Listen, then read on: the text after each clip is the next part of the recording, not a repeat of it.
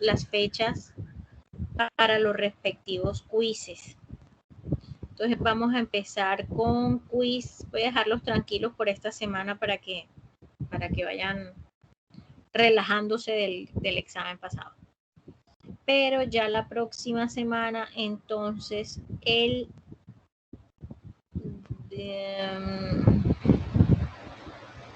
15 es miércoles, sí. El miércoles 15 tendríamos quiz. Vamos a hacer quiz de hemorragias del primer y segundo trimestre de la gestación. Voy a irlo anotando aquí en el chat de la doctora Eileen para que pues ella de todas formas se lo reafirme. 15 de septiembre, miércoles, tendríamos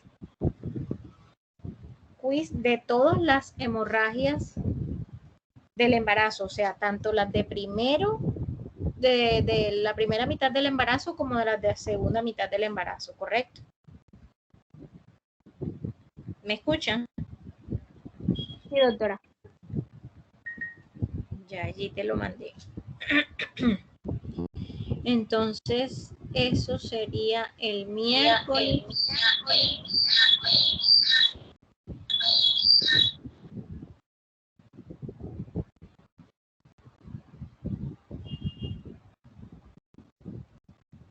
Tendríamos... Ay, me corrí.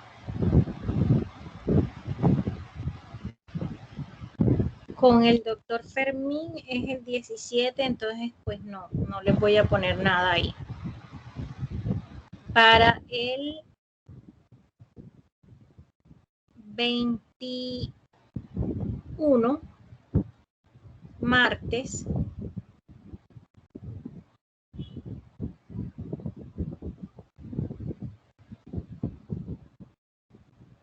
allí tendríamos sobre parto pretérmino y embarazo prolongado.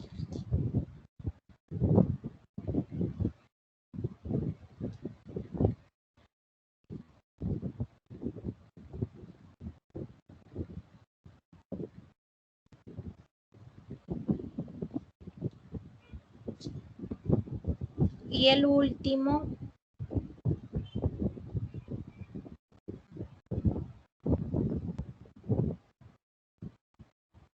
lo dejaríamos para el 24, viernes.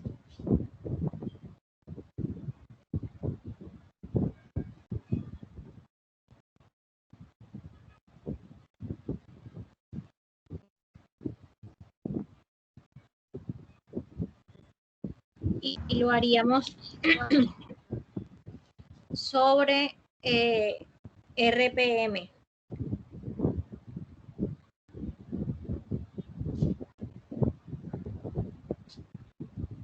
Esos serían los 3 quizzes que son pues obligatorios para todos.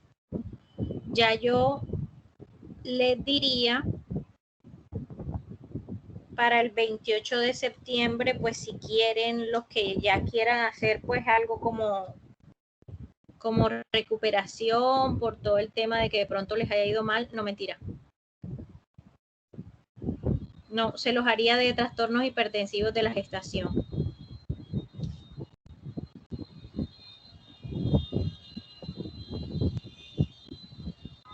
Ya en octubre.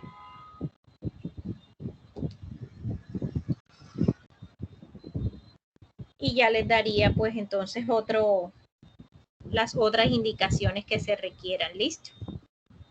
Vamos a iniciar entonces el tema con la doctora Adriana. La tarde de hoy vamos a hablar sobre aborto. Es una de las principales causas, por no decir que la principal causa de hemorragias del primer trimestre de la gestación. Es un tema que tiene muchísimas clasificaciones, tiene muchísimas formas de abordarse clínicamente. Entonces, pues por eso es importante que conozcamos todos y cada uno para que podamos establecer criterios que nos indiquen tanto cuáles podrían ser las causas, como cuál sería el manejo adecuado en cada uno de ellos. Entonces vamos a iniciarlo ahorita con la doctora Llanos, después vamos a pasar con la doctora Mendivil y luego con Lemus. Listo, Adelante. doctora. Muy buenas tardes a todos. En la tarde de hoy, como muy bien dijo la doctora, vamos a hablar de aborto y nuestro grupo está conformado por la doctora Isabel Lacutil, el doctor Johan Lemus, la doctora Elvira Leiva, Karin Martínez y Andrea Mendivil, y mi persona, Adriana Llanos. Siguiente, por favor.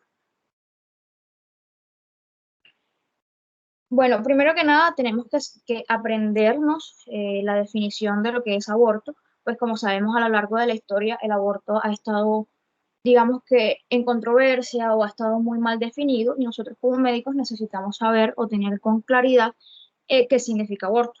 Entonces, el aborto se define como la interrupción espontánea o inducida del embarazo antes de la viabilidad fetal. Entonces tenemos que el uso popular de esta definición de aborto implica la finalización prevista del embarazo por pérdida espontánea o eh, se habla de un aborto inducido cuando se da la terminación de manera quirúrgica o médica en un feto vivo que no ha alcanzado la viabilidad. Sin embargo, esta definición no es completamente clara y es por eso que la OMS, o sea, la Organización Mundial de la Salud, nos recomienda clasificar las muertes fetales en tres categorías. Entonces, nos habla de una muerte fetal temprana que se da antes de las 20 semanas de embarazo, una muerte fetal intermedia entre la 20 y la semana 28, y una muerte fetal tardía, que sería después de las 28 semanas. Sin embargo, esto tampoco digamos que es preciso porque a veces es complicado o difícil precisar la edad gestacional y puede utilizarse el peso pues para definir de una manera más correcta lo que sería la viabilidad fetal. Así que entonces vamos a hablar de aborto, propiamente dicho aborto, cuando el feto pesa menos de 500 gramos. Dejamos de hablar de aborto para hablar de feto inmaduro cuando su peso se encuentra entre 500 y 999 gramos, y de feto prematuro o pretérmino cuando el peso se encuentra entre 1000 y 2500 gramos. Entonces, como conclusión, porque digamos, bueno, no me queda tantas definiciones que no me queda claro, podemos definir el aborto como la interrupción espontánea o inducida del embarazo antes de las 20 semanas de gestación o con un feto expulsado con un peso de menor a 500 gramos. Siguiente, por favor.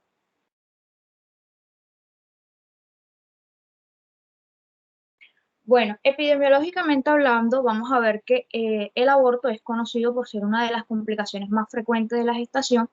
Sin embargo, es difícil precisar su frecuencia real. Entonces, digamos que se acepta que la incidencia de aborto espontáneo es de aproximadamente del 10 al 15% de todas las gestaciones conocidas. Sin embargo, se supone que su incidencia real es un poco superior, ya que a menudo los cigotos más jóvenes eh, en fase de preimplantación se pierden antes de que se conozca su existencia y se puede confundir con un sangrado menstrual. Eh, la frecuencia de sufrir un aborto disminuye una vez que se aumenta lo que sería la edad gestacional del embarazo. Entonces, esto nos va a indicar que entre más haya progresado la gestación, más probabilidades de alcanzar la viabilidad fetal va a haber. Eh, Según las estadísticas, vamos a ver que la mayoría de estos abortos espontáneos son tempranos. El 80% ocurre antes de las primeras 12 semanas y el 20% restante ocurre después de la semana 12 hasta la 20. También tenemos que estudiar los abortos recurrentes, porque ya que hay un 1% de abortos recurrentes entre todas las mujeres. Disculpe, es por ello que es importante el antecedente de abortos y sí se ha estudiado el porqué de los abortos. Bueno, ahora hablando de la etiología, vamos a ver que la mayoría, las causas de los abortos casi siempre son desconocidas. Sin embargo, vamos a ver que existen múltiples factores y causas, tanto de origen fetal o cromosómicos, como de origen materno o paterno, que pueden provocarnos un aborto de manera temprana. Entonces vamos a encontrar esos factores fetales o cromosómicos, que vamos a ver que el principal hallazgo de estos abortos espontáneos son un desarrollo anormal de lo que sería el cigoto. Y tenemos que decir que la mayoría de los casos de aborto están asociados con alteraciones cromosómicas. Entonces, en algunos factores tenemos lo que sería la trisomía autosómica, que es la alteración más frecuente y es el resultado de la translocación aislada o inversión del brazo de un cromosoma. Los más comunes son en el cromosoma 13, en el 16, el 18, el 21 y el 22. Y esto tiene que ver o está muy relacionado con lo que sería la edad materna. Una edad materna avanzada puede ser un índice o un inicio o una asociación pues, de un aborto. También tenemos la monosomía X o la monosomía 45X, que es la normalidad cromosómica, digamos, más común compatible con la vida, que es el síndrome de Turner. Este síndrome, el 70% de los casos termina en aborto, solo el 30% llega a término y por eso se dice que es la más compatible con la vida. Tenemos la triploidía, tenemos las tetraploidías, tenemos las monosomías autosómicas, que son extremadamente raras y son totalmente incompatibles con la vida. Tenemos las polisomías sexuales cromosómicas, como son el 47XXY, que es el síndrome de Klinefelter, y tenemos el 47XXX, que es el síndrome de supermujer. También vamos a contar con lo que serían los abortos euploides, que son los abortos que son cromosómicamente normales y son generalmente de fase se dan de manera tardía. Ahora, hablando acerca de esos factores maternos, vamos a encontrar lo que son las infecciones, en donde estas están causadas por microorganismos tales como el toxoplasma, la clamidia, el micoplasma o el uroplasma. También vamos a ver enfermedades crónicas tales como la tuberculosis, los cánceres, la hipertensión arterial o esas enfermedades autoinmunes. También vamos a encontrar enfermedades endocrinas o factores endocrinos, donde entran a jugar un papel importante lo que sería el hipotiroidismo, la diabetes mellitus, la deficiencia de progesterona o un síndrome de ovarios poliquísticos. Además, aquí entra a jugar un papel fundamental lo que sería la nutrición de la mujer, puesto que una desnutrición severa va a predisponer lo que sería el incremento de un aborto espontáneo en estas gestantes. También vamos a encontrar los factores ambientales, como sabemos el tabaquismo y el alcoholismo se consideran embriotoxinas, por lo que van a aumentar lo que sería la tasa de aborto. Además, bueno, también vamos a encontrar lo que sería la cafeína, que según estudios, tomar o ingerir más de cuatro tazas al día van a aumentar las probabilidades o el riesgo de sufrir un aborto. Las radiaciones, los factores inmunológicos. También vamos a ver que las alteraciones uterinas, como los leiomiomas o las sinequias, pueden ser índices o pronósticos o factores de causa de aborto. La incompetencia cervical y los traumas directos a lo que sería el saco gestacional o a la cavidad amniótica. Y por último vamos a tener los factores paternos, que aquí podemos ver más que todo son las translocaciones cromosómicas en el espermatozoide, que puede permitir un cigoto con un aumento o una disminución del material genético. Siguiente, por favor.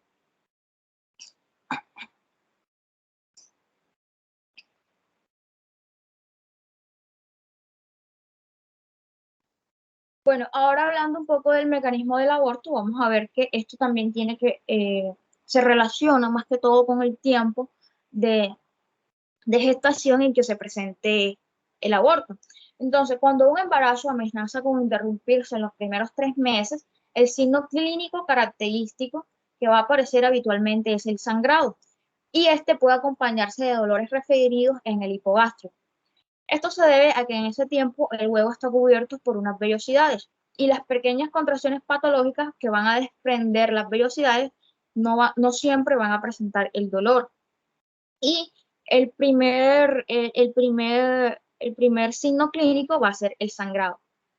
Esta es la gran diferencia entre los primeros 3 meses y los posteriores, o sea, en los otros 3 meses.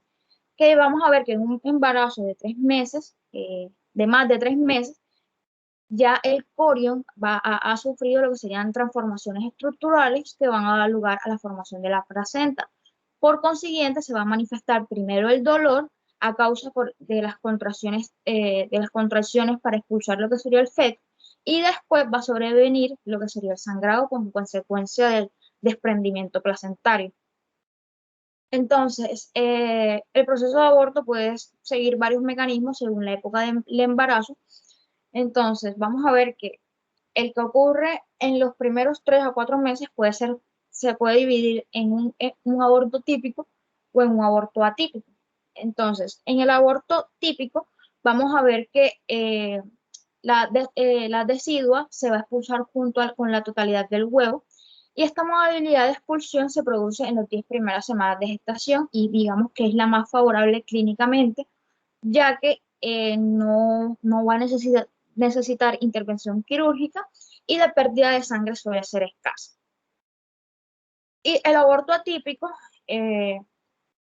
aquí se va a eliminar primero lo que sería el feto y después los elementos ovulares y esta es digamos que es la forma más común después del tercer mes y requiere generalmente intervención quirúrgica por las dificultades que significa el desprendimiento de los anexos ovulares. Ya después de las 22 semanas, los abortos que ocurren después de las 22 semanas se van a verificar según un mecanismo semejante al parto fisiológico. Se va a observar lo que sería el borramiento y la dilatación del cuello. Se van a romper las bolsas de las aguas, se expulsa primero el feto y luego se van a expulsar los anexos ovulares. Siguiente, por favor. Permíteme, doctora. Gracias. Claro que sí, doctor.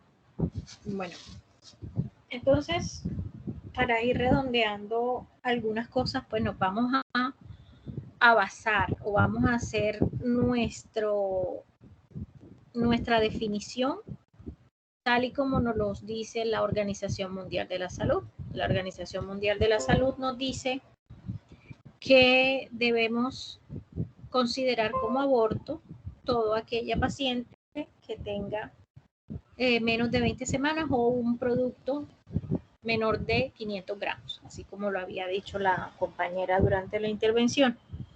Esa va a ser como la que vamos a usar nosotros para efectos académicos. Sin embargo, ustedes van a encontrar que hay diferentes formas o diferentes definiciones dependiendo de lo que ustedes consulten, dependiendo de a qué literatura estén apuntando. Por ejemplo, los españoles son muy dados a hablar o a determinar como aborto las pérdidas gestacionales menores de 22 semanas, 23 semanas aproximadamente. Ellos lo llaman a eso como un aborto tardío.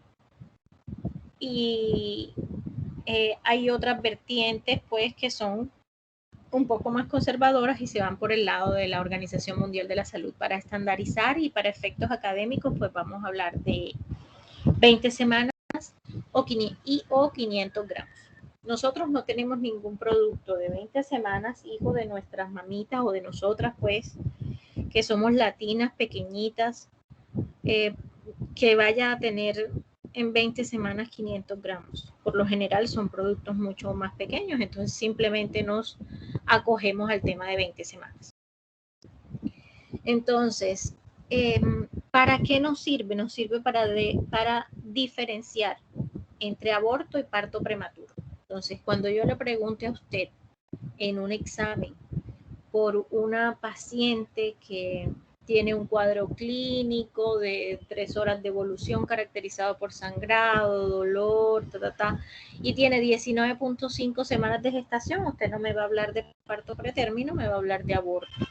Y si le digo que esa paciente tiene 21 semanas de gestación, esa misma con ese cuadro clínico, usted me va a decir, la respuesta va a ser parto pretérmino y no aborto.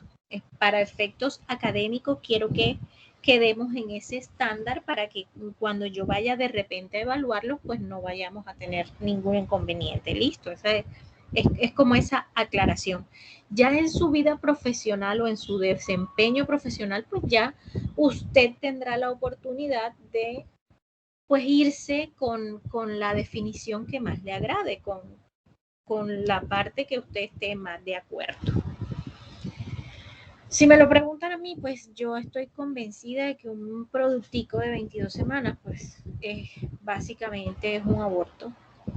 Sin embargo, bueno, son cosas difíciles o es un punto difícil de evaluar cuando estamos de pronto a la luz de una paciente que tiene un embarazo que ha sido difícil de concebir, de pronto con una infertilidad, de pronto una abortadora habitual, en fin, entonces llega ahí como a ese punto crítico y uno queda como, bueno, a ver, ¿será que le doy el chance de continuar y mirar a ver si llega más allá o será que definitivamente ya llego hasta aquí y lo considero un aborto? Entonces ahí esa disyuntiva es compleja, pero bueno, ya ustedes tendrán su tiempo para poder llegar a ese tipo de análisis. En este momento vamos a dejarlo hasta ahí. ¿Qué es algo supremamente importante que yo como médico indague en mi paciente cuando va a mi consulta? O sea, cuando yo voy a hacer la historia clínica. Ella me manifiesta un aborto y a lo que ella me manifiesta que tuvo un aborto, mi primera pregunta debe ser, ¿fue inducido? Es decir, ¿ella se provocó el aborto o fue espontáneo? ¿Por qué? Porque pues ya ahí yo podría inferir una posible causa. Ya yo estaría pensando en ubicarme en que de repente la paciente pudiese tener algún tipo de patología que la llevase al aborto o que la hubiera llevado al aborto. Entonces, una vez ella me dice a mí que fue un aborto inducido, pues ya mi cabeza deja de trabajar y dicen que no, nada, ella no tiene ningún problema, simplemente ella decidió abortar. Si ella me dice a mí que fue un aborto espontáneo, entonces ahí yo tengo que ahondar más en esa antecedente y preguntarle a mi paciente, listo, si fue un aborto espontáneo, ¿cuántos meses tenías cuando tuviste la pérdida? No va a ser lo mismo, no voy a buscar un abanico de posibilidades iguales entre una paciente con un aborto de 18 semanas a una que tuvo un aborto de 8 semanas. No es lo mismo, estamos pensando en cosas completamente diferentes. Entonces ahí caben los términos de tardío y temprano. Temprano cuando es menor de 12 semanas. Tardío cuando va más allá. Entonces, la principal causa, la causa número 1 para los abortos tempranos, es decir, los menores de 12 semanas, son las alteraciones cromosómicas del producto. Entonces, siempre que usted ve a esa paciente que de pronto tiene 6 semanas, 7 semanas y empieza con el dolorcito, con el sangrado y la cosa, pues piense que lo más probable es que algo esté anormal. Es que algo no venga correctamente con respecto a la formación cromosómica de ese producto. Eso es algo que nosotros debemos informarle a la mamita para que ella de pronto calme un poco su ansiedad, que es algo que yo suelo hacer. Yo suelo explicarle, mi amor, cuando el cuerpo empieza a buscar la manera de expulsar estos bebés es porque sabe o identifica que hay algún tipo de alteración con la formación del bebé. Entonces, antes de que tú tengas un bebé con algún tipo de malformación, pues él evita que ese embarazo continúe. Eso pues como para tratar de darle algún tipo de alivio, porque muchas veces las pacientes se tornan muy ansiosas, se tornan bueno, sobre todo las que tenían muchísimos deseos de un embarazo, pues se tornan deprimidas, etcétera. Entonces, como para tratar de darles una mano y de paso educarlas. No siempre, óigase bien, que una paciente tiene una amenaza de aborto, yo voy a salir corriendo a darle progesterona. Entonces, mire lo que le estoy explicando. La mayor parte de las veces son alteraciones cromosómicas y nada tienen que ver con la progesterona, en lo absoluto, lo cual quiere decir que por más progesterona que yo le dé, eso no va a variar, la cromosomopatía no se le va a quitar. Y el cuerpo realmente sí va a seguir rechazando el embarazo. La mayor parte de las veces lo logra cuando viene con algún tipo de malformación. Si ese productico de esa paciente con ese amenaza de aborto temprano o con ese aborto temprano no fue la causa, pues puede ser la causa de algún tipo de alteración crónica de la paciente. Llámese crónico a un síndrome antifosfolípidos, a un lupus eritematoso, o llámese, ¿qué otra cosa? Un hipotiroidismo, un hipertiroidismo, cualquiera de esas patologías crónicas, la diabetes, la hipertensión, cualquiera de ellas es capaz de producir abortos. Entonces, pues en el momento en que yo veo, por ejemplo, mis pacientes que son abortadoras habituales, entonces ya llámese abortadora habitual aquella paciente que tiene más de 2 pérdidas o de 2 abortos a lo largo de su vida reproductiva. No necesariamente estamos hablando de que sean seguidos uno del otro, pueden ser de intermedio algún tipo de embarazo a término. Obviamente abortos espontáneos, ¿no? Van a encontrar que ahí, en esa definición, también hay algunas vertientes que dicen que son 3 o más, y hay otras que dicen 2 o más. Ya después de 2 abortos espontáneos en una paciente, nosotros los ginecólogos empezamos a buscar a ver qué es lo que está pasando, porque hay algo que no está bien. Entonces, pues, por eso estoy transmitiéndoles el día de hoy la posición con la que más cómodos nos sentimos médicamente hablando. Entonces, una vez ya yo he esclarecido durante mi historia clínica, pues todo esto que les hablo con respecto a si es a la causa del aborto, o sea, si es provocado o no, o con respecto a el tiempo del embarazo en el momento en que se da el aborto, pues entonces ya tengo si ustedes se dan cuenta, un muy buen terreno ganado.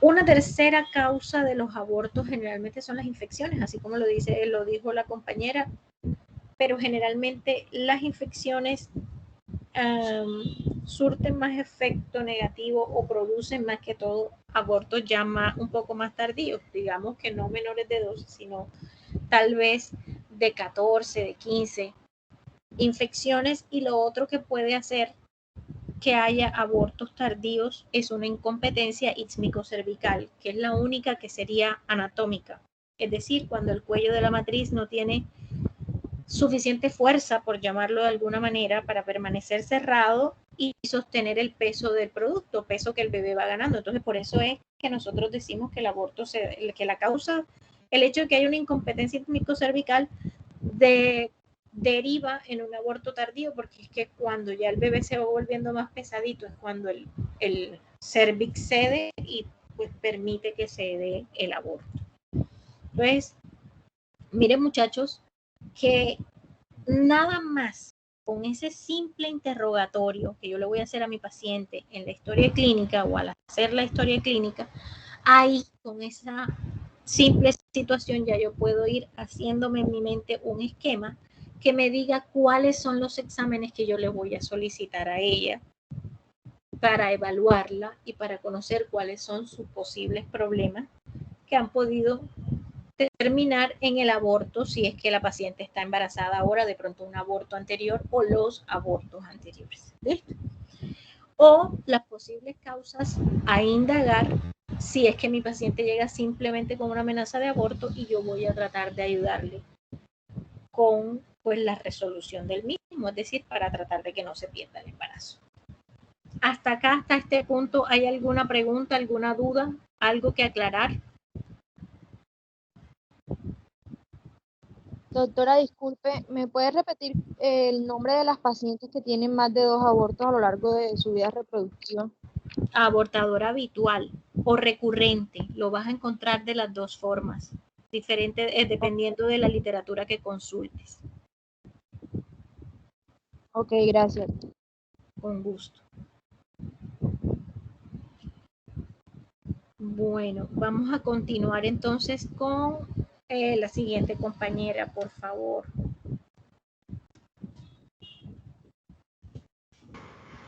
Bueno, continuando con las formas clínicas de amenaza de aborto, vamos a tener de que se va a definir más que todo como la aparición en el curso de las primeras semanas de embarazo, después una hemorragia transvaginal que proviene de más que todo el interior del útero. En este caso, esta hemorragia se va a acompañar, aunque pues no siempre, de dolor más o menos acentuado, y se va a tratar de un cuadro clínico, relativamente frecuente, en el que la hemorragia se puede llegar a producir en el momento de la implantación ovular. En este caso, entonces, se puede llegar a confundir esta hemorragia con la sangre de la menstruación, lo cual pues puede o no tener un origen cervical o incluso vaginal. Aparte de esto, debemos tener en cuenta de que casi una cuarta parte de las pacientes van a desarrollar hemorragias durante lo que viene siendo la gestación temprana, que pues puede persistir durante días o semanas. En este caso puede ir acompañado de molestias suprapúbicas, de calambres leves, de presión pélvica o en caso tal de dolor lumbar persistente. De todos estos síntomas que yo acabo de mencionar, sabemos que el sangrado va a ser el factor de riesgo más predictivo para lo que es la pérdida de embarazo. En este caso, es por esto que pues ciertos autores han determinado de que toda mujer embarazada que pues llega a presentar una hemorragia vaginal en el primer trimestre de gestación, lo primero que lo que se debe pensar al principio es de una amenaza de aborto. Culminado esto, entonces, como para englobar, debemos saber de que todas las pacientes con un embarazo temprano que presenten sangrado vaginal y que tengan un dolor deben ser evaluadas. En este caso, la exploración ecográfica es bastante imprescindible y pues la mayoría de las veces se encuentra el embrión con latido cardíaco y con movimientos activos, por lo que en este tipo de casos es fundamental llegar a buscar signos que pues nos puedan permitir predecir la evolución del embarazo. Entre estos signos vamos a encontrar las características del embrión, que en este caso pues la mayoría de las veces el embrión tiene una forma normal y pues va a tener también parámetros biométricos que van a corresponder con su edad. Tenemos las características de la vesícula embrionaria, que en este caso es un signo de mal pronóstico que ésta tenga un tamaño muy pequeño o todo lo contrario, que tenga un tamaño excesivamente grande. Está también la vesícula vitelina, que en este caso se va a visualizar antes que el embrión hacia lo que viene siendo la quinta semana y pues tiene una forma redondeada con bordes bastante nítidos. También tenemos las anomalías en cuanto a la implantación, que en este caso también se considera un signo que ensombrece el pronóstico cuando se da la implantación en una zona proximal a lo que viene siendo un mioma o a el tabique de un útero mal formado. Y tenemos pues los hematomas, que en este caso, gracias a lo que viene siendo la resolución de la ecografía transvaginal, se puede llegar a identificar a las caducas cuando estas son recientes. No sé si lo estoy diciendo bien, porque nunca lo había escuchado. Bueno, si estas son recientes, en este caso, con esta misma facilidad de la ecografía transvaginal, vamos a encontrar de que con menos frecuencia la exploración ecográfica más que todo va a denotar lo que es la existencia de un huevo güero o de un feto muerto, que en este caso, desde el punto de vista ecográfico, pero cuando en una vesícula embrionaria de 15 milímetros no se llega a observar ningún tipo de estructura embrionaria. Pásala, por favor. Sí, doctora, está bien.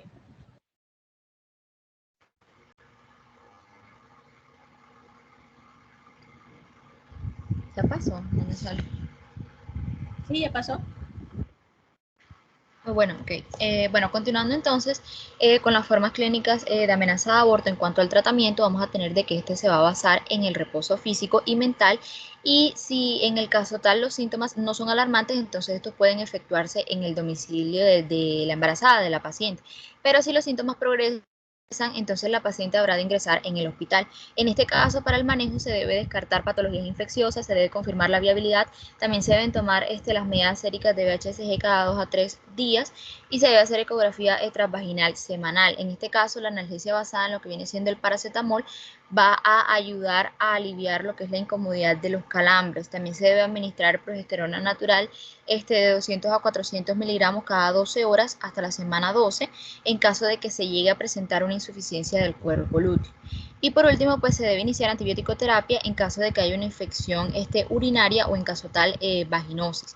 También pues se debe volver a confirmar la viabilidad y se debe vigilar el parto pretérmino, las retenciones del crecimiento intrauterino y los olividranios durante el curso del embarazo.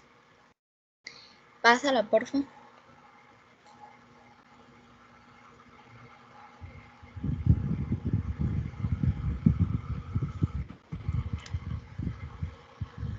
Bueno, continuando con las formas clínicas de aborto consumado, en este caso se va a dividir en 3 tipos.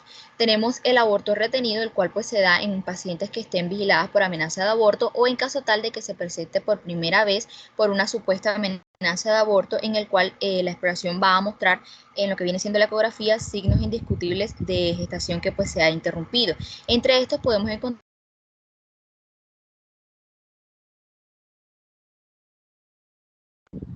Hola, embrionario. doctor. No se te escuchó. Se te fue. ¿Se me escucha? ¿Sí me escucha? Ahora sí se te escucha, pero en lo que acabas de decir no se te escuchó nada.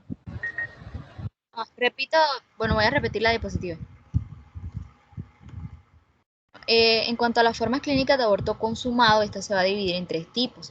Vamos a tener el aborto retenido, el cual pues se da en pacientes que están siendo vigiladas por amenaza de aborto o que se presenta por primera vez por una supuesta amenaza de aborto. En este caso, muestra en la exploración ecográfica signos indiscutibles de que la gestación se ha interrumpido como tal, entre los cuales podemos encontrar de que no existen movimientos cardíacos o signos de actividad embrionaria. Los contornos del saco embrionario suelen ser bastante irregulares y los diámetros también pues van a ser más pequeños de lo esperado para la edad gestacional. En la conducta que pues se debe seguir en este tipo de casos, esta es activa y hay que evacuar lo que viene siendo el útero, lo que pues se consigue mediante el legrado uterino que pues debe hacerse bajo anestesia general. En cuanto al manejo, entonces tenemos...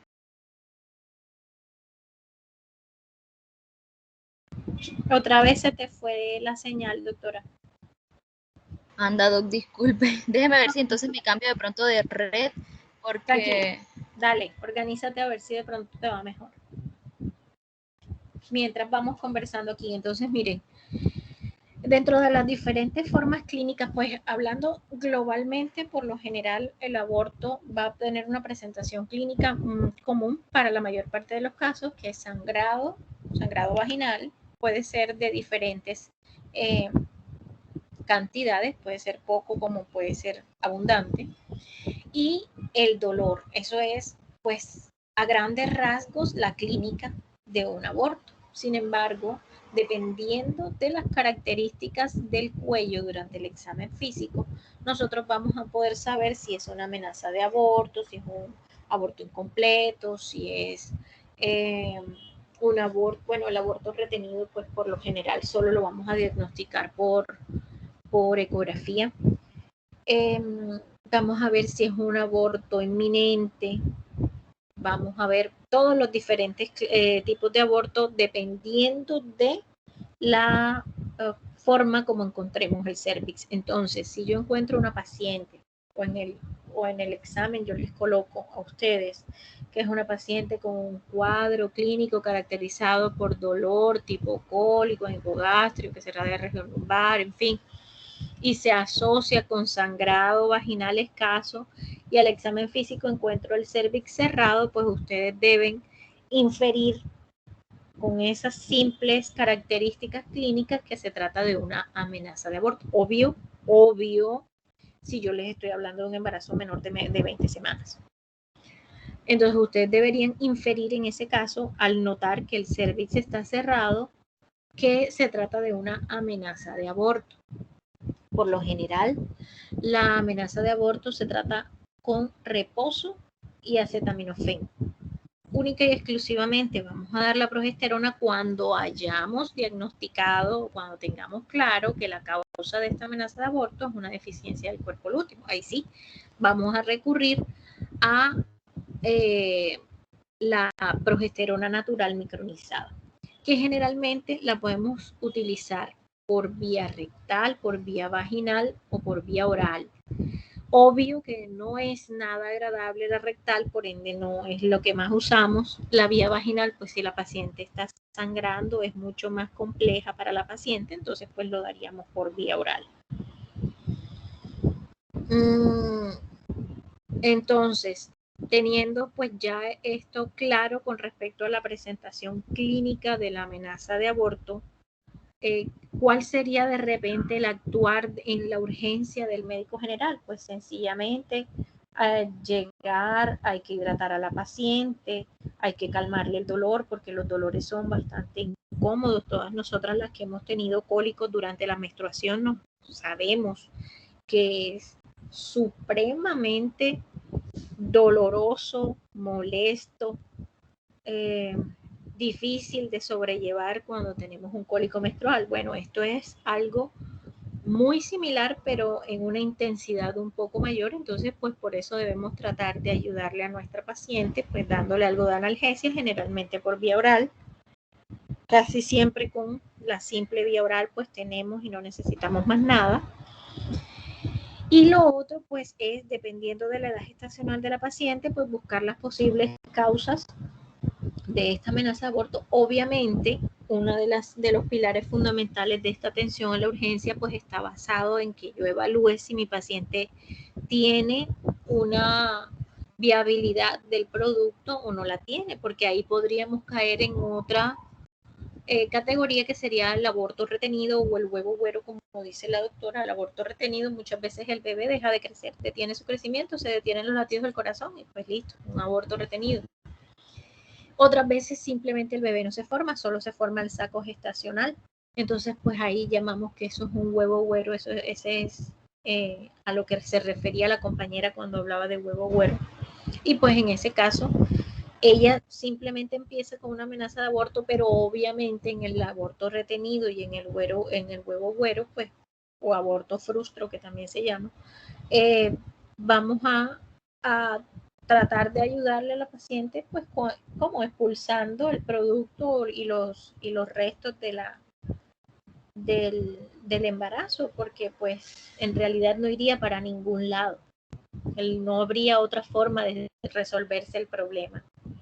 Entonces, pues es obvio que durante esa atención que yo voy a darle en la urgencia, pues debo realizarle una ecografía para determinar el bienestar o la viabilidad fetal o embrionaria, perdón. En todo caso, además de eso, pues puedo realizarle una prueba de sangre porque necesito ver si la paciente está sangrando, si quedó anémica o en fin, y una prueba de orina para saber si mi paciente pues puede tener una posible causa infecciosa que sea lo que le esté ocasionando el cuadro de la amenaza de aborto.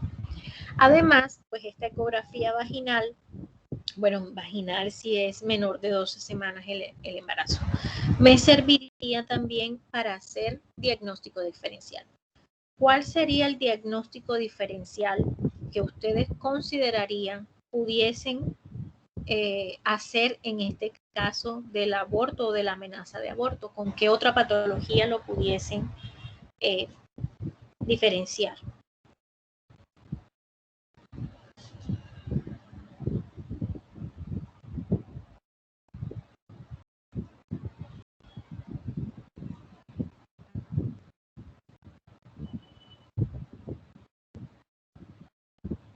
Mesa Jiménez María Iluminada.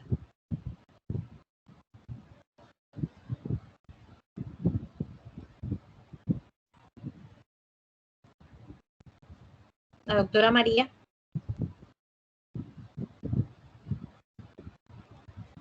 María Mesa. Hola, ¿me escuchan? Doctora, disculpe, no podía prender el micrófono, pero sí, sí le estoy escuchando. Ok, ¿con qué harías el diagnóstico diferencial? ¿Me repite la pregunta completa, por favor?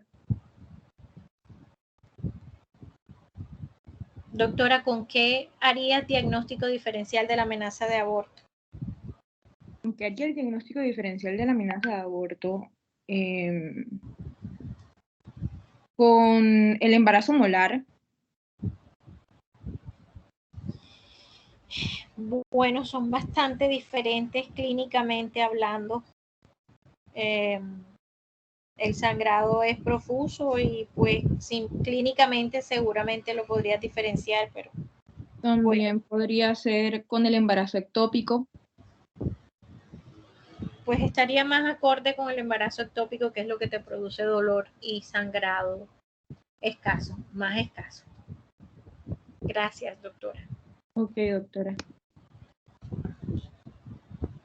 Doctora, ya te pusiste en Sí, Doc, otra. ya cambié de red, pero no Ok, sé si llega a funcionar. bueno, dale, vamos a continuar a ver qué pasa.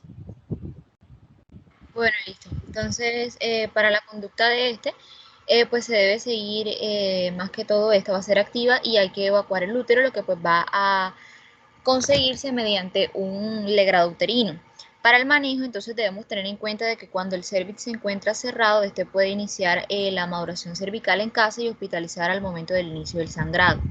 En este momento vamos a dividirlo en un embarazo menor de 8 semanas, en el cual pues se hace maduración cervical y dilatación, el curetraje o la aspiración. Y el embarazo mayor a 9 semanas, que debemos recordar siempre lo que viene siendo el riesgo de perforación, en el cual se hace la maduración cervical con misoprostol de 400 microgramos, dosis única. Sí me logran escuchar, sí se escuchó lo que dije, ¿cierto? Sí, doctora, sí se escuchó. Bueno, ya para el aborto incompleto, entonces en este caso vamos a tener de que parte del producto de la concepción ha sido expulsado mientras que otra parte permanece en el interior del útero. A pesar de que pues más que todo las pacientes llegan a manifestar de que han expulsado algo o en efecto se puede comprobar la expulsión de restos ovulares mediante la exploración. En este caso, pues persiste lo que viene siendo la hemorragia vaginal acompañada de dolores.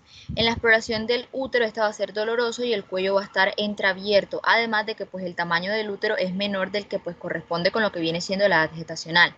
Aparte de esto, debemos saber también de que la ecografía nos va a mostrar la existencia de los restos ovulares que van a estar desestructurados en el interior de la cavidad uterina. En este caso, la conducta que se debe seguir es evacuar los restos ovulares del útero mediante el legrado. Ya para el manejo, entonces se debe hidratar, se debe colocar oxitocina, antibiótico-terapia y el legrado o la revisión uterina. Para el aborto completo, en este caso, se habla de aborto completo cuando ha existido como tal una expulsión total del huevo y de sus anexos y pues desaparece lo que es la hemorragia y el dolor y la ecografía muestra como tal un útero vacío. Para el manejo y solamente la observación debe confirmar mediante ecografía y se va a hacer un seguimiento con BHCG. Pásala, por favor.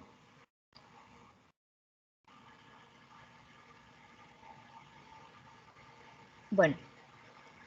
En las formas clínicas de aborto en curso vamos a tener de que estas van a corresponder a un proceso activo y progresivo en el tiempo que va a ser irreversible. En este tipo de aborto pues aún no se ha expulsado como tal el contenido uterino. Entonces vamos a encontrar el aborto inminente, que pues esta es la exacerbación de los síntomas de la amenaza de aborto y pues se exacerba el sangrado o en caso tal aparece dicho sangrado, pero pues no hay modificaciones del cuello uterino ni tampoco salida de líquido amniótico. En este caso se da la expulsión inminente del tejido ovular en sí. Para el aborto inevitable, este es cuando se ha producido la dilatación del cuello uterino, con independencia de cuáles sean los hallazgos ecográficos, y en realidad el aborto puede no haberse consumado, pero pues es imposible evitar que llegue a suceder en algún punto. Entonces tenemos de que habitualmente se siente, en este tipo de casos se va a asistir lo que viene siendo al momento de la hemorragia vaginal y pues una acentuación de lo que son los dolores. Para la exploración, esta va a mostrar un cuello uterino dilatado al que pues se puede introducir el dedo palpándose lo que es el polo inferior del huevo. Ahora, si como tal siendo imposible lo que es el mantenimiento del embarazo, hay que llegar a facilitar la evacuación del útero mediante el legrado, tal como pues se puede expresar en el aborto retenido. Para este tipo de casos, la conducta a seguir es hospitalizar y se debe hidratar, reforzar la actividad uterina, colocar una analgesia parenteral y posterior a la expulsión del feto, el legrado uterino o la revisión. Pásala, por favor.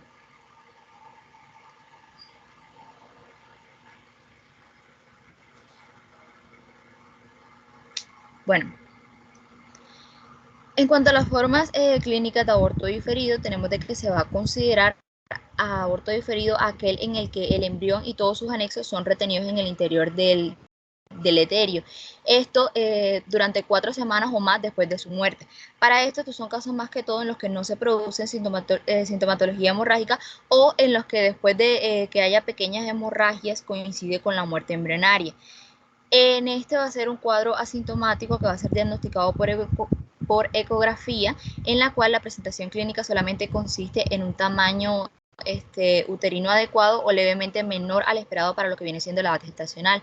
Para esto entonces podemos formular el diagnóstico en 2 escenarios, que viene siendo el embrión sin latidos cardíacos fetales, en el que más que todo en la ecografía TV va a ser posible la detección de los latidos cardíacos fetales en embriones que sean mayor de 3 milímetros. Y debemos saber de que para mayor seguridad pues hacemos el diagnóstico de aborto retenido en presencia de más que todo un embrión mayor a 5 milímetros de longitud cranocaudal, en el que pues no se detecta lo que vienen siendo los latidos cardíacos fetales. Ahora, más que todo cuando se hace una ecografía y se observa un embrión de 3 a 4 milímetros sin latidos cardíacos fetales, entonces se va a solicitar repetir la ecografía en 2 semanas, lo que viene siendo mínimo 10 días, para poder verificar el desarrollo embrionario o en caso tal confirmar la sospecha de aborto retenido. En cuanto al huevo anembrionario, entonces este va a corresponder a un embarazo en el que se desarrolla el saco gestacional, pero el embrión no es visible en la ecografía. En este caso es posible formular el diagnóstico del huevo anembrionario si el saco gestacional es mayor a 30 milímetros. Sin embargo, debemos tener en cuenta de que hay algunos autores que lo mencionan como mayor a 20 milímetros, y en estos casos el embrión no se encuentra visible. Si en caso tal detectamos un saco gestacional de 10 a 30 milímetros y el embrión no es visible, entonces se debe solicitar repetir la ecografía en 2 semanas para poder verificar el crecimiento normal y lo que viene siendo la aparición del embrión o confirmar las sospechas de aborto retenido. También debemos recordar de que si la mujer con embarazo de 7 semanas, según la fecha de la última menstruación, llegamos a observar un saco gestacional de 1 a 2 centímetros en el que no se visualiza un embrión, entonces van a existir 2 posibilidades. Un embarazo normal de 5 semanas, en el cual será necesario recalcular la fecha de última menstruación, o un huevo anembrionario de 7 semanas en el que el diagnóstico definitivo se va a efectuar repitiendo la ecografía en 2 semanas. Pásala, porfa.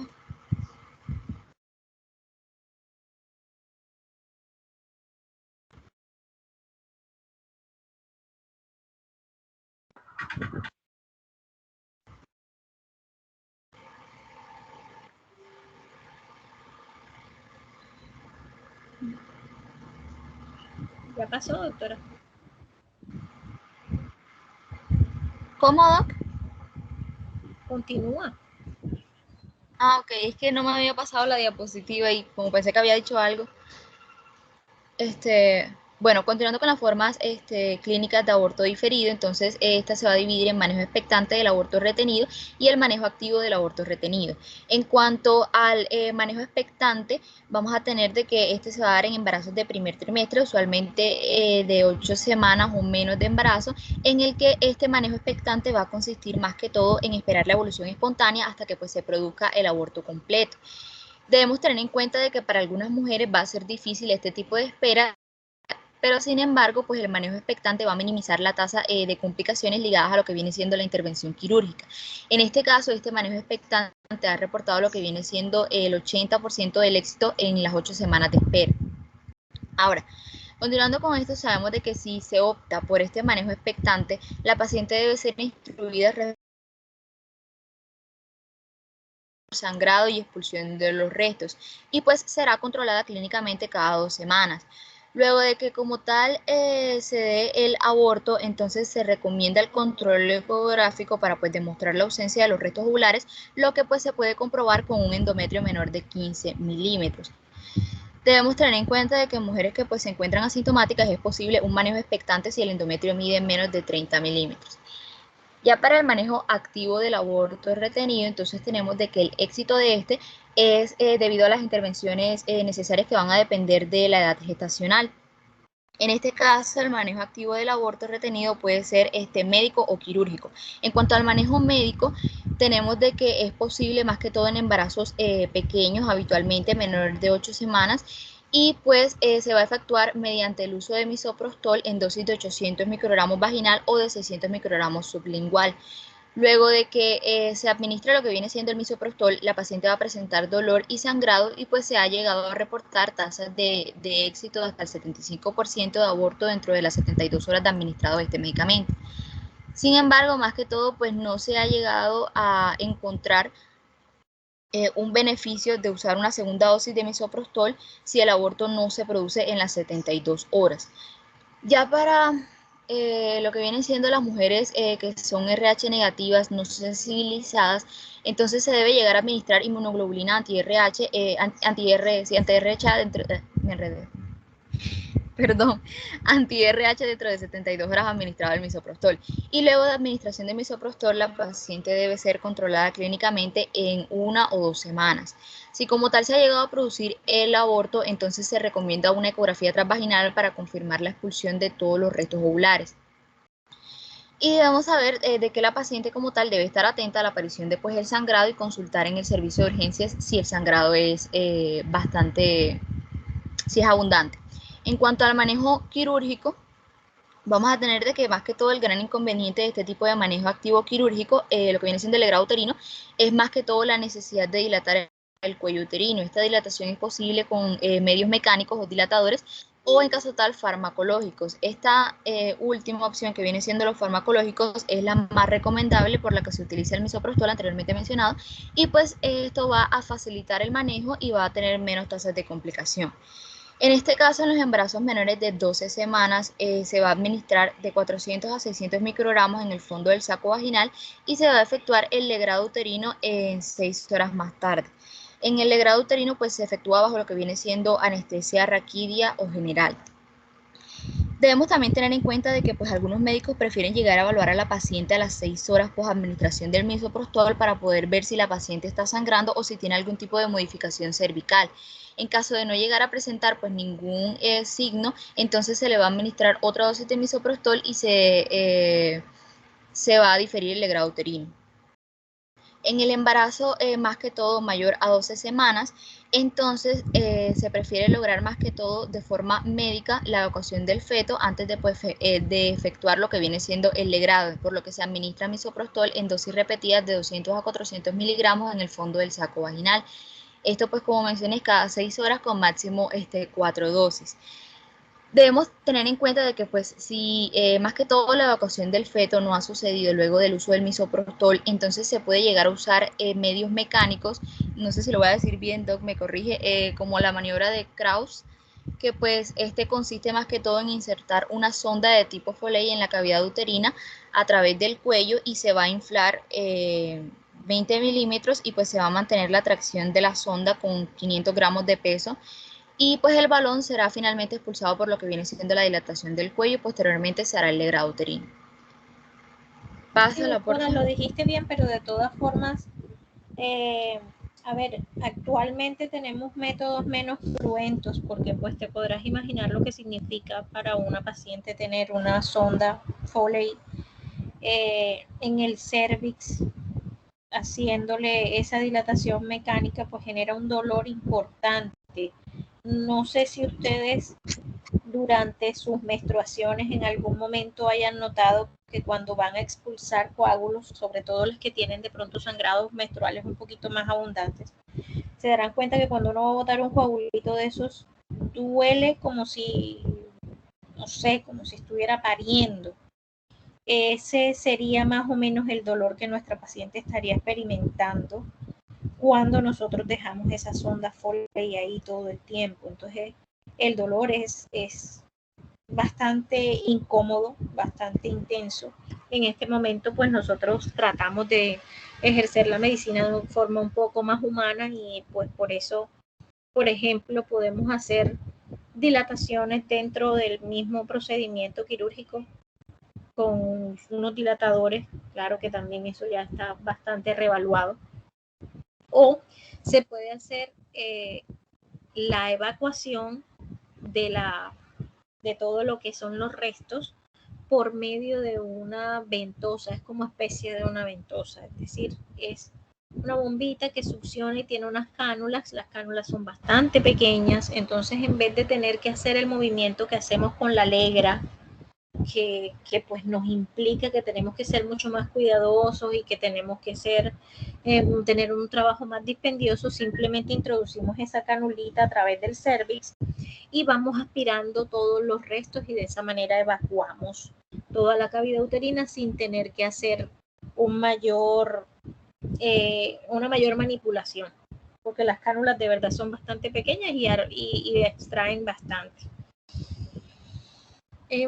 Con base en todo lo que has hablado hasta este momento, entonces si yo te digo a ti que tengo una paciente con un cuadro de 8 horas de evolución caracterizado por dolor y sangrado, un embarazo de 16 semanas, acude a la urgencia y encuentras que tiene un pie en la cavidad vaginal, tú a ese tipo de aborto, ¿cómo lo clasificarías?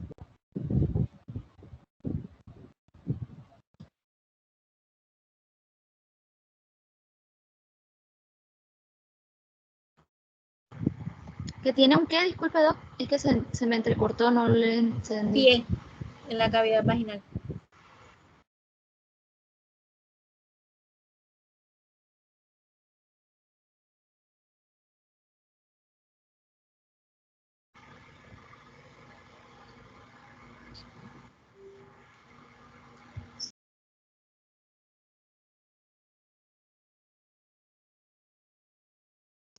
Doc, es que no se le entendió claramente la pregunta.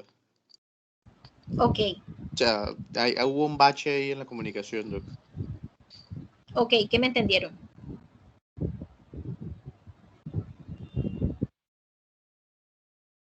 ¿Hasta dónde entendieron? Le entendí lo último. Yo personalmente le entendí lo último. ¿Cómo lo clasificaría? Les puse un cuadro de una paciente con un embarazo de 16 semanas, 8 horas de evolución, llega a la urgencia con sangrado, dolor y al examen clínico encuentro un pie en la cavidad vaginal. ¿Sí me escucharon? Un pie al examen físico, un pie en la cavidad vaginal, ¿sí? Sí.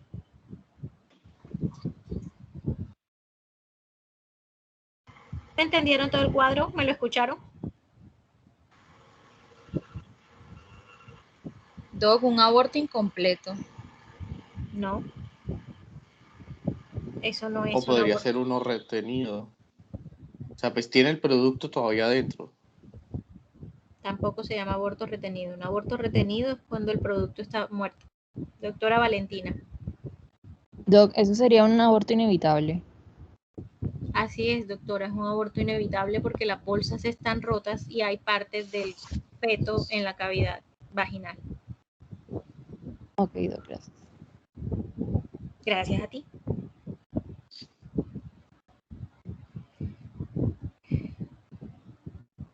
Ok, creo que no quedó claro la clasificación clínica del aborto por lo que puedo ver. Cuando yo tengo un aborto en curso, digo que es un aborto en curso porque ya el cuello está abierto, pues tiene lo demás y el cuello está abierto. Cuando yo tengo unas membranas rotas, es decir, ya el producto ha pasado parcialmente a través del orificio cervical, eso es un aborto inevitable. Eso es lo que lo hace inevitable. Un aborto incompleto, doctora, es cuando ya hay restos y lo que yo voy a encontrar en la vagina simplemente van a ser algunos de, sí, tal como su nombre lo indica, algunos restos en la cavidad vaginal, valga la redundancia. Seguramente ya tendré una ecografía que me habrá manifestado lo mismo, que lo que hay en la cavidad endometrial son restos ovulares y nada más.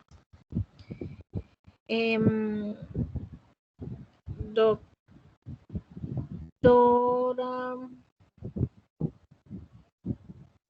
Alejandro Prieto.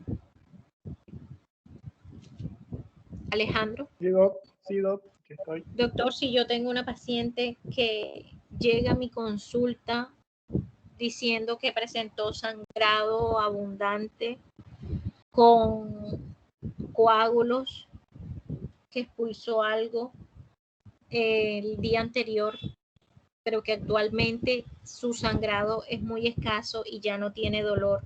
¿Cuál sería mi posibilidad diagnóstica? Obvio, estaba embarazada y todo el cuento.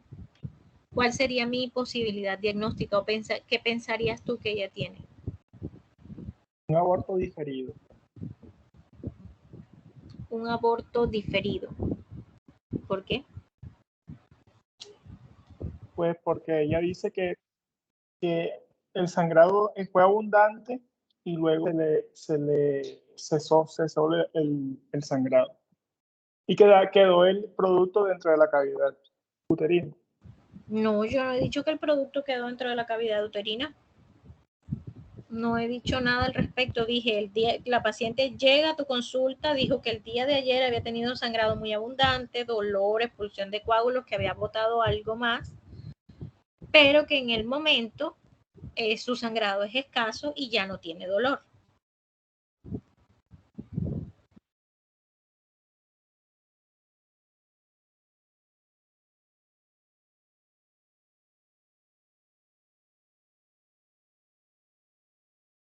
Una amenaza de aborto.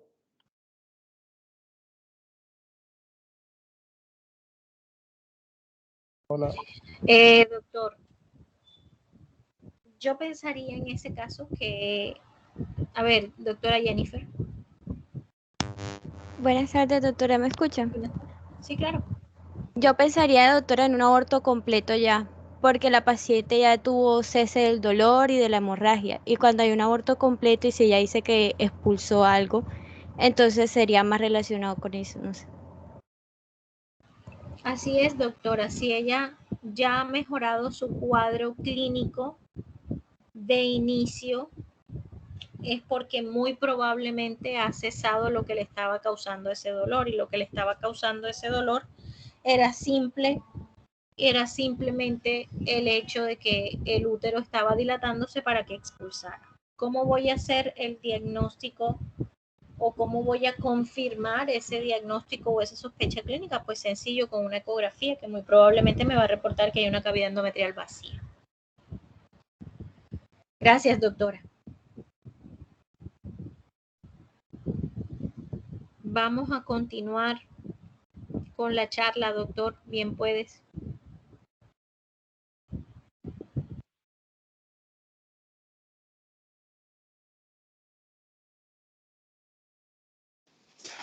Bueno, hola Doc, buenas tardes. Hola, buenas tardes otra vez.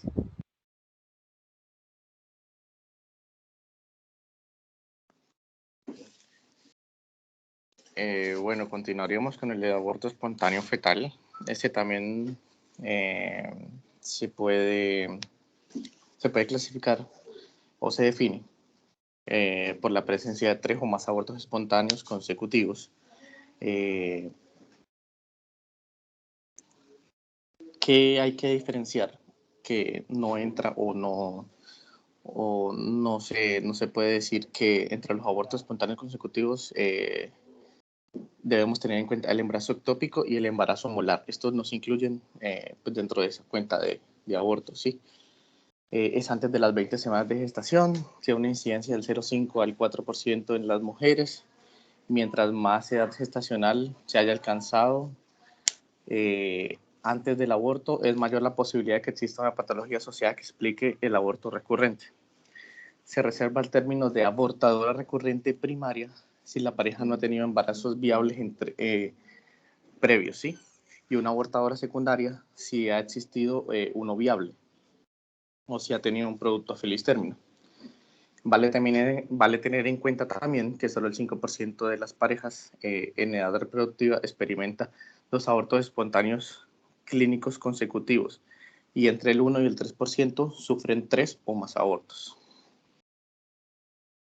Bueno, la importancia de distinguir entre el aborto esporádico y el recurrente radica tanto el pronóstico como en la necesidad de realizar estudios en la pareja afectada.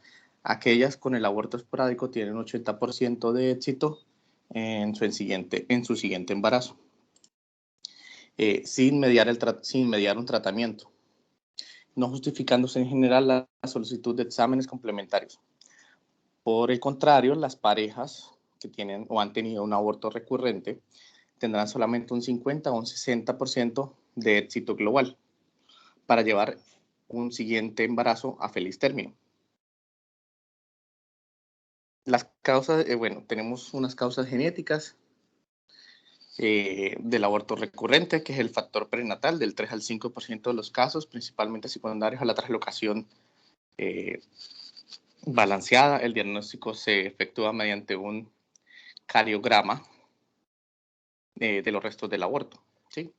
El factor fetal, el 50% de los casos corresponden a las trisomías, por ejemplo, la trisomía 16, que se dan del 15 al 20% de los casos, y se asocia también a monosonías o triploideas que están entre el 15 al 20%. También tenemos unas causas endocrinas, como es la insuficiencia del cuerpo lúteo, o un defecto en la fase lútea, o un déficit de progesterona. Tradicionalmente se ha considerado sospechosa la insuficiencia lútea en una duración de dicha fase inferior a 12 días. Para esto se debe realizar la medición de la progesterona plasmática en la fase lútea media y pues el resultado debe dar menor a 10 nanogramos mililitro, o la sumatoria de 3 mediciones inferior a 30 nanogramos decilitro. También entre los factores encontramos el hipotiroidismo no tratado, que pues eleva el riesgo de aborto, razón por la cual resulta que la suma o se debe solicitar el estudio de TSH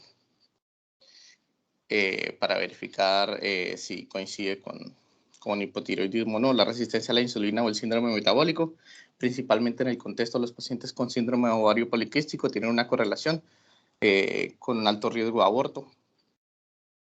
La hiperprolactinemia también tiene una alteración endocrina en la alteración del eje hipofisiario, y por ende la foliculinogénesis defectuosa de la fase lútea es insuficiente. Las pacientes con hiperlactemia nunca o en un bajo porcentaje llegan a gestar, ¿sí? Primero se debe tratar la hiperlactemia.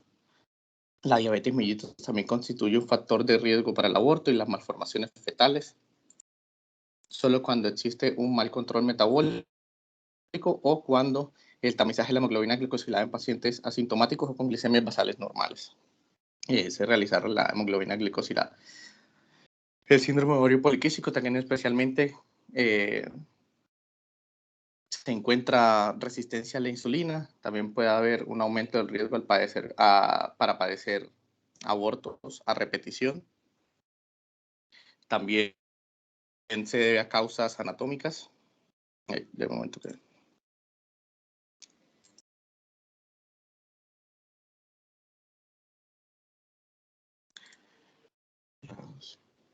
Causas anatómicas,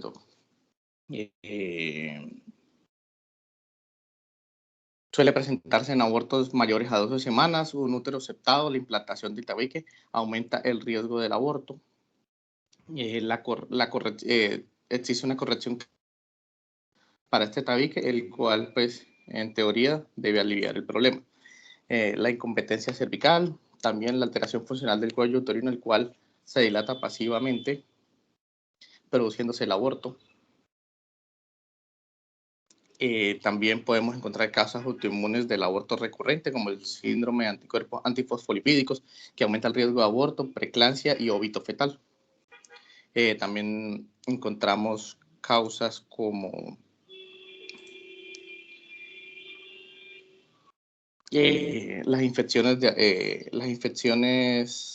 causas infecciosas por Mycoplasma hominis,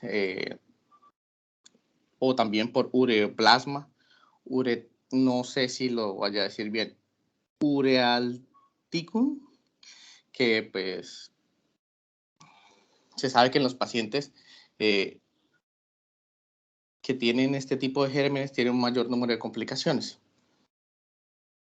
En los tratamientos, pues, si tienen unas alteraciones anatómicas, pues se debe corregir estas alteraciones para que disminuya los casos de aborto e incremente la tasa de neonatos vivos. En las alteraciones inmunitarias, pues el tratamiento del síndrome antifosfolipídico incluye la heparina, warfarina o ácido acetil salicílico, el consumo de vitamina B6, B12, ácido fólico. En las alteraciones inmunológicas, pues los pacientes con pérdidas recurrentes no identificadas se sugiere la función del factor estimulante de colonias de granulocitos o GCFS. Las pacientes con alteraciones endocrinas, pues debe tratar la alteración endocrina específica de base antes del embarazo.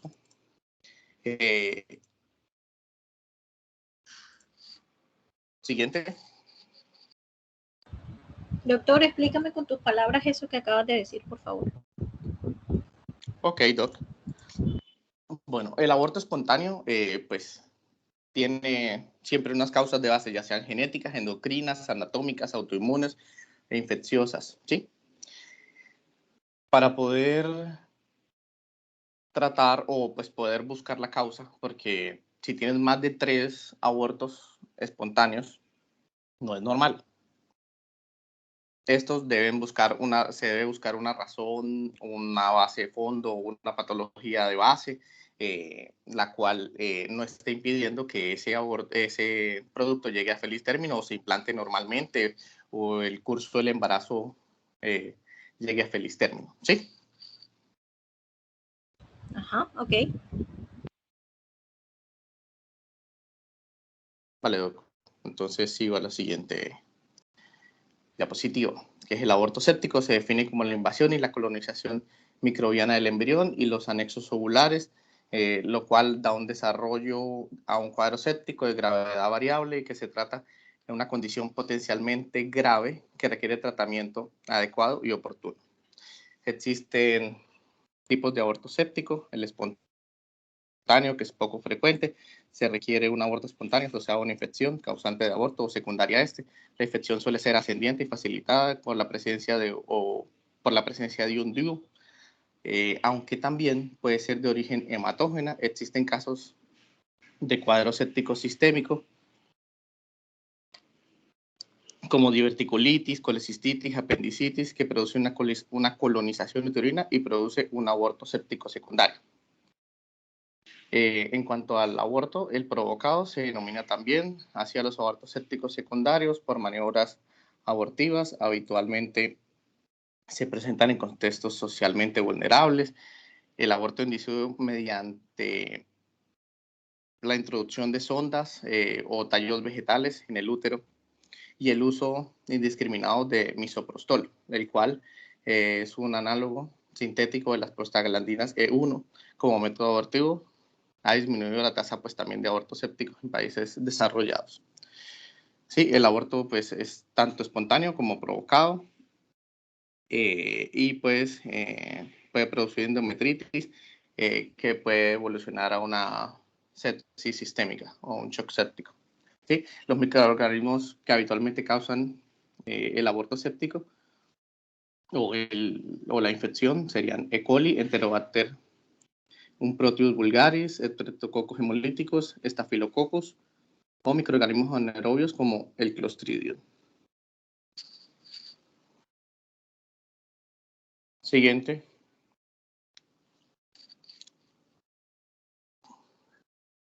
Bueno, tiene un cuadro clínico al cual puede presentarse en cualquier forma clínica de aborto, secreción hematopurulenta o fétida a través del cervix, fiebre sin foco aparente, hipersensibilidad suprapúbica, dolor abdominal pélvico,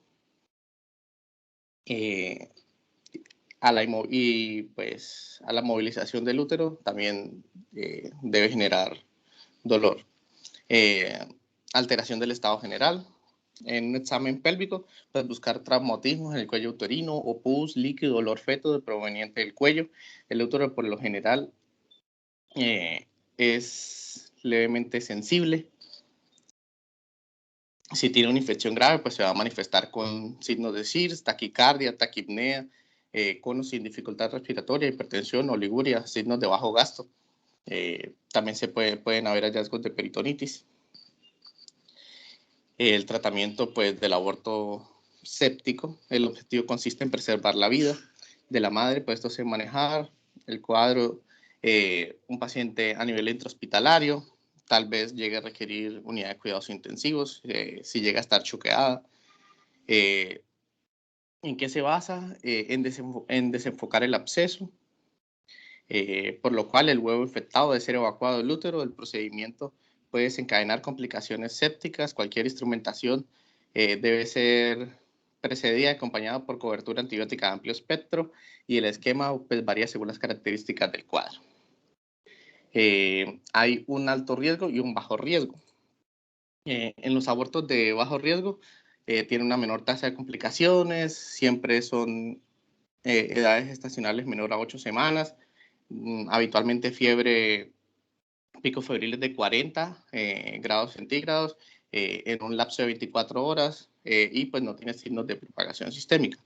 Por otro lado, el aborto de alto riesgo genera una mayor tasa de complicación, son gestantes mayores a 8 semanas, fiebres continuas en un lapso de 24 horas, flujo purulento por el orificio cervical, a veces puede tener presencia de DIU o evidencia de maniobras externas.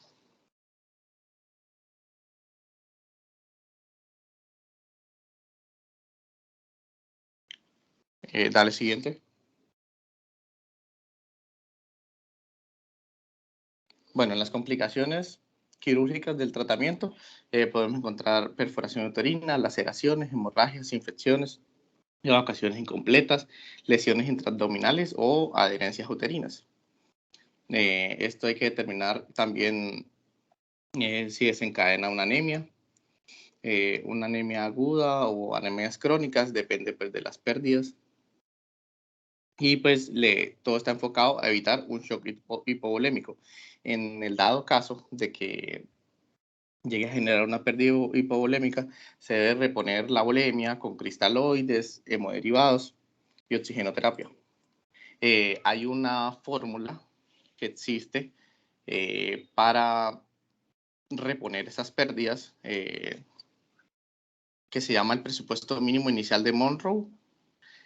Pues en una paciente obesa se deben multiplicar los kilos de peso por 60 y el número que nos dé se repone en volumen total. En una paciente de complexión normal se multiplica por 70 y en una paciente atlética o gestante mayor al tercer trimestre o de tercer trimestre se debe multiplicar por 80. Los kilos peso de la paciente por 80. Y ese va a ser el volumen tal que se debe reponer. Siempre pues manejar la presión sistólica por encima de 50 milímetros de mercurio. Y pues manejar el shock hipovolémico.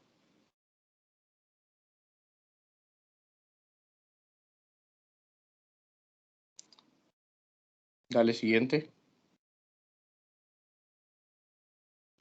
Bueno, hay unos medicamentos uterotónicos, que es la metillergovina, o ese es el mismo Metergin, que son su aplicación o su dosis son 0,2 miligramos vía intramuscular o intracervical y puedes repartir o repetir de 2 a 4 veces. El misoprostol se utilizan 80 microgramos vía sublingual y rectal o vaginal.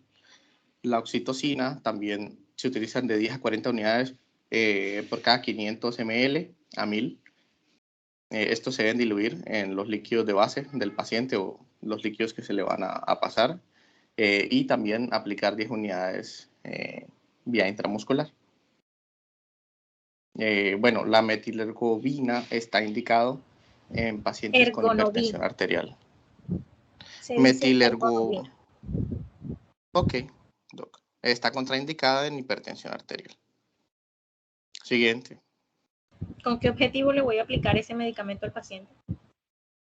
Para que dilate el cuello uterino y pueda expulsar los restos o se pueda hacer el legrado instrumental.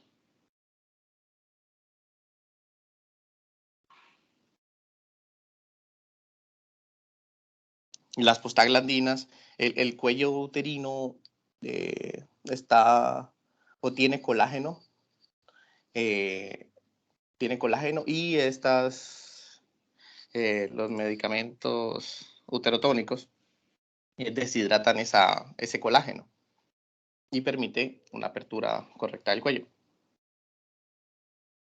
Pero me acabas de decir que vas a utilizar el misoprostol 80 miligramos sublingual.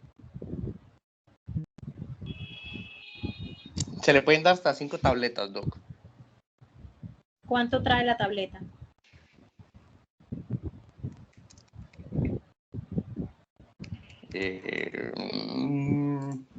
Me corchaste, doc.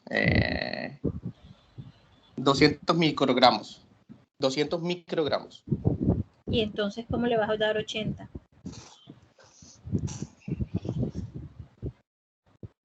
Sí. Mínimo, mía culpa, son 800 microgramos. Ok, son 800 microgramos y no solamente hay tabletas de 200, 800. también hay de 100 y también hay de 50. Bueno. Ok, doc. Pero la dosis máxima es 1 gramo o 1000 microgramos. Continuemos.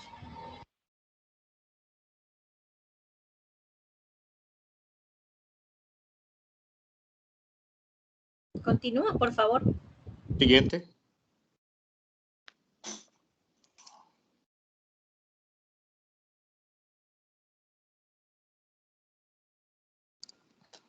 Pero han cambiado la diapositiva, ya tomó el control, doc.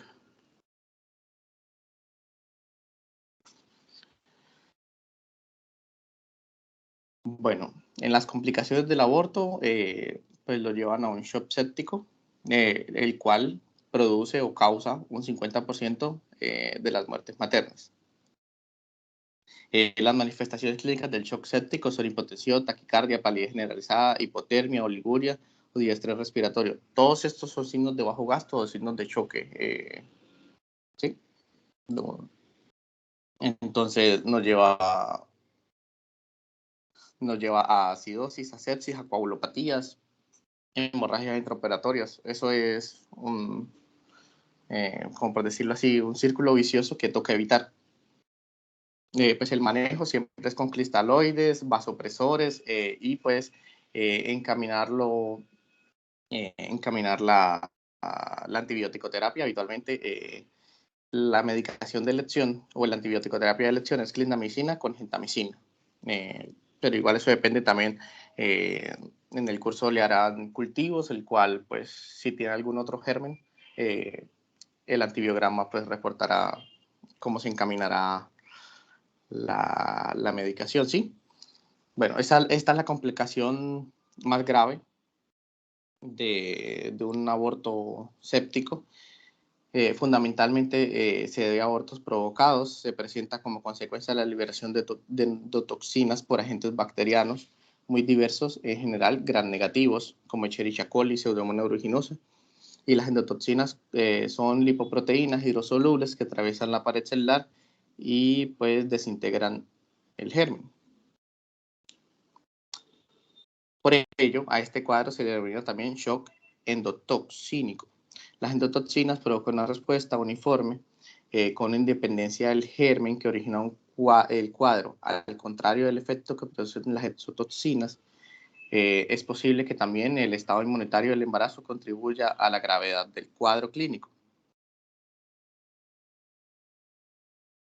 El mecanismo de shock pues no se conoce, siempre se deben tratar los síntomas, reponer volemia, aumentar presión, compresores.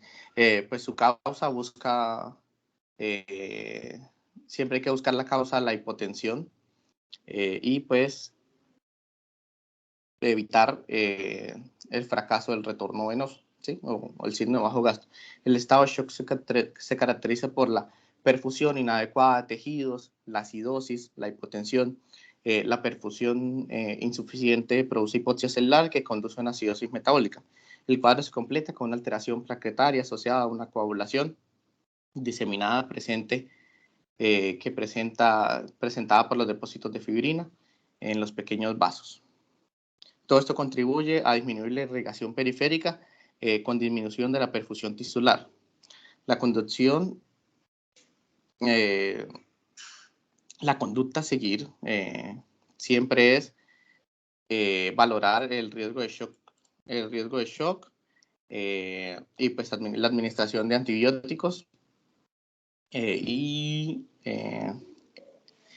siempre realizar la evacuación del útero de todo el contenido para evacuar el producto séptico que tiene.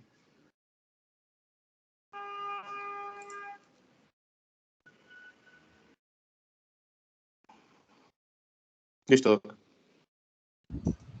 Bueno, chicos, evidentemente, como su nombre lo indica, el aborto séptico es una complicación infecciosa del aborto. Gracias a Dios ha ido disminuyendo en su frecuencia porque tiene unas consecuencias catastróficas, pues obviamente para el producto, pero también para la madre. Es responsable de muchas histerectomías y de muchas salpingo-oforectomías en pacientes jóvenes. Y pues esto como una medida salvadora por el asunto de las complicaciones de índole séptico que trae consigo el proceso.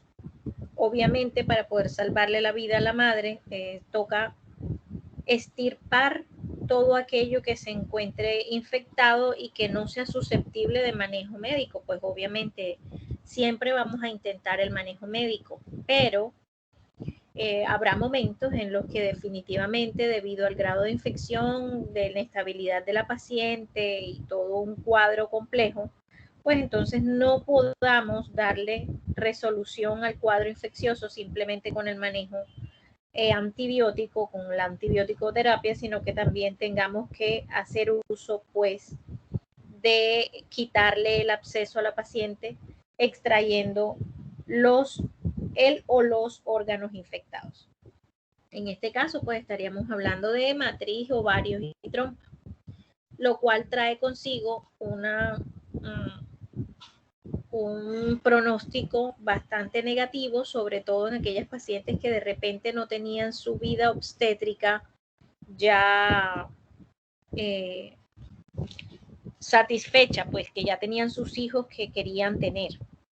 Eso sin contar, pues, que si también tenemos que hacer una oforectomía bilateral, esa paciente entraría inmediatamente en menopausia y como debe ser, se trata de una paciente, pues, joven, una paciente que aún no está en edad de tener ese déficit hormonal, pues va a traer consigo también consecuencias como la osteoporosis, etcétera, etcétera. Entonces, pues, en ese orden de ideas, esto es un proceso catastrófico para la vida reproductiva y para la salud de la madre y del producto. Ha venido con el paso de los años siendo menos frecuente por el uso o el advenimiento del misoprostol y de algunos otros medicamentos que sirven para hacer abortos o que han servido para que las pacientes se hagan abortos médicos y no terminen yendo a sitios clandestinos, que todavía los hay y muchos, en donde las técnicas asépticas son absolutamente deplorables y generan, pues, que se den este tipo de patologías o de infecciones. Se da nosotros hablamos de grados, dependiendo de la cantidad o el compromiso infeccioso que se dé.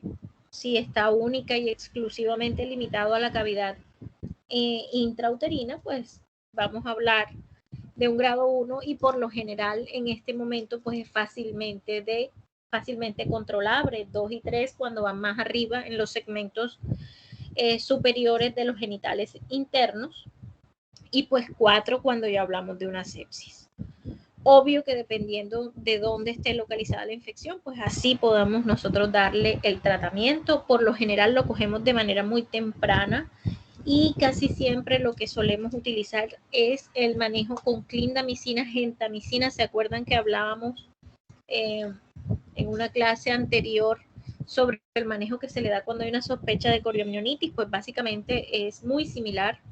La mayor parte de las veces nuestra paciente responde muy, muy bien al uso de clindagenta y pues la paciente no pasa más de ahí, de una simple hospitalización, la evacuación obviamente de los restos y el manejo antibiótico que se culmina generalmente en casa. Pues desafortunadamente hay casos en los que las cosas van un poco más allá, sobre todo aquellas pacientes que no consultan rápidamente, que no consultan oportunamente y esperan a tener ya un cuadro mucho más difícil, mucho más grave y donde pues ya se nos hace bastante complicado parar esta infección.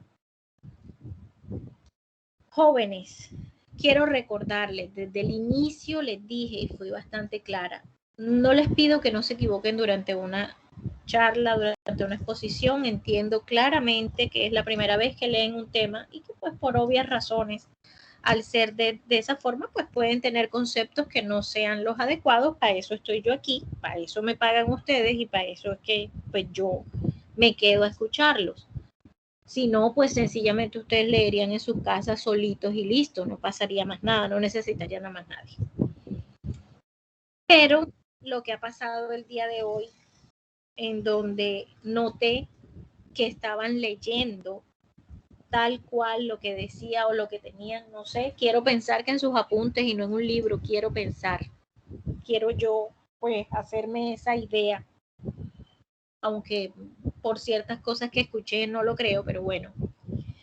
Les dije, no vengan a leer, preparen su tema, que así se equivoquen, van a tener una buena valoración. Pues en este caso leyeron, googlearon. Doctor, no creas que no sé yo cuando tipeabas allá, cuando te pregunté sobre el misoprostol. No está mal, pero si no lo saben, pues es más honesto decir, no, doctora, no sé, no lo leí, para que yo pues les retroalimente si es del caso, o si no es del caso, pues yo les puedo decir, búsquenlo y mañana lo hablamos. No pasa nada.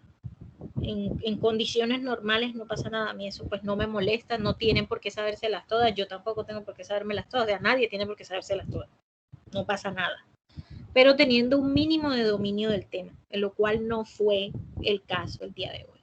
Entonces pues espero, confío en que los temas subsiguientes sean mejores.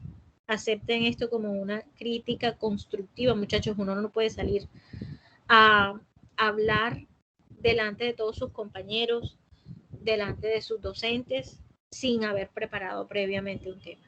Eso es una falta de respeto para con los demás. Entonces, chicos, si tienen alguna pregunta, algún aporte, alguna duda sobre el tema, vamos a resolverlo en los 10 minutitos que nos quedan, por favor. Doctora Natalia. Buenas tardes, doctora. Yo tengo una pequeña duda que, o sea, quedé como que un poquito confundida y quisiera que usted me ayudara a resolverla. La duda es en qué consiste, o sea, cuál es la diferencia como tal entre el aborto consumado o retenido, que es como bien mis compañeros explicaron, pues aquí no hay actividad uterina y pues en pocas palabras no se ha expulsado el producto, en relación al aborto diferido, que tampoco hay actividad uterina y también está el producto dentro. No intento, pero no veo la diferencia como que entre uno y otro, o si existe. Es la misma cosa, doctora, es simplemente terminología, es la misma cosa. Lo que está ocurriendo es que diferido quiere decir que tú vas a hacer ciertas cosas, vas a dar cierto manejo, puede ser médico, puede ser por medio de maniobras mecánicas para poder extraer el producto. Pero en realidad no es nada distinto.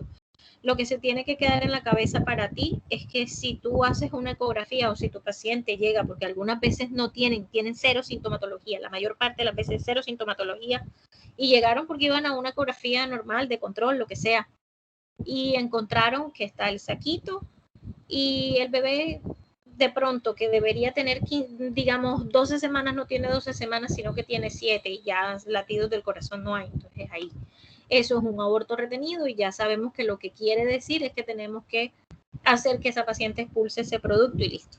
No te confundas con eso. No te des mala vida. Ok, listo, Doc, gracias. Ok, con gusto. Doctora Aileen.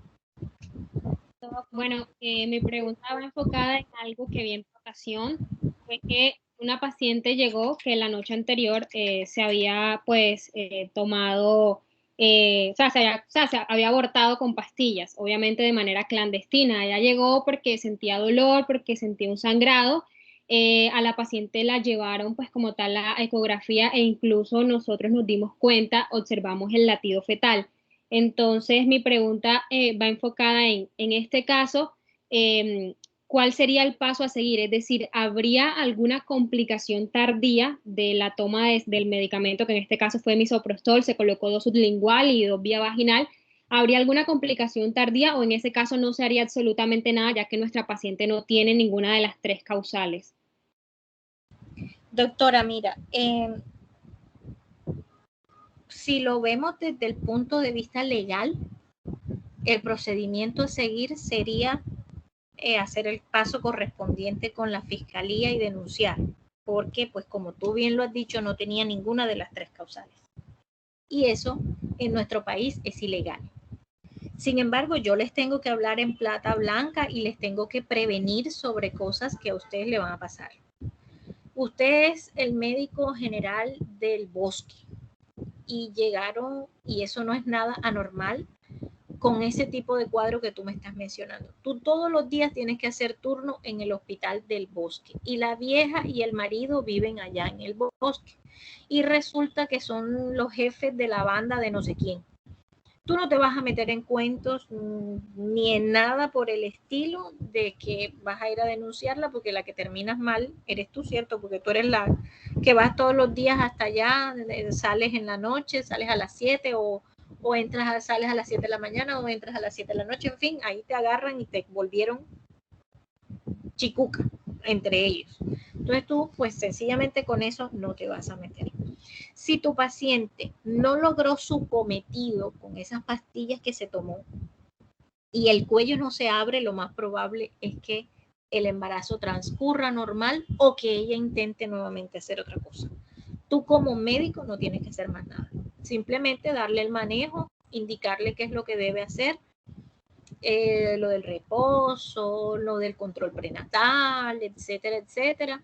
De pronto, si quieres ir un poco más allá y ser algo altruista, pues hablar con la señora, explicarle que existen lugares donde le pueden recibir los bebés después de que los para, o sea que no necesariamente tiene que interrumpir el embarazo para no tener el hijo, sino que puede tener su bebé y darlo a una casa de estas de acogida donde pues se encargan de poner al bebé en un hogar donde sí lo quieran, donde lo adopten.